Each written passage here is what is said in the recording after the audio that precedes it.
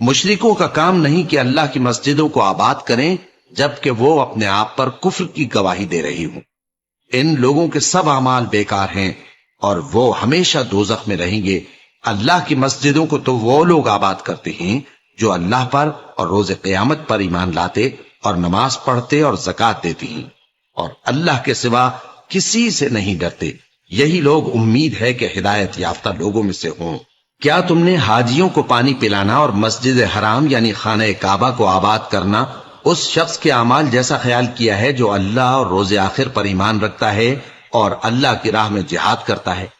یہ لوگ اللہ کے نزدیک برابر نہیں ہیں اور اللہ ظالم لوگوں کو ہدایت نہیں دیا کرتا۔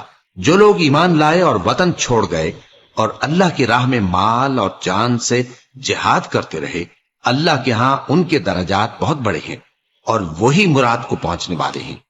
ان کا پروردگار ان کو اپنی رحمت کی اور خوشنودی کی اور بہشتوں کی خوشخبری دیتا ہے جن میں ان کے لیے ابدی نعمت ہے اور وہ ان میں ہمیشہ ہمیشہ رہیں گے۔ کچھ شک نہیں کہ اللہ کے ہاں بڑا صلہ تیار ہے۔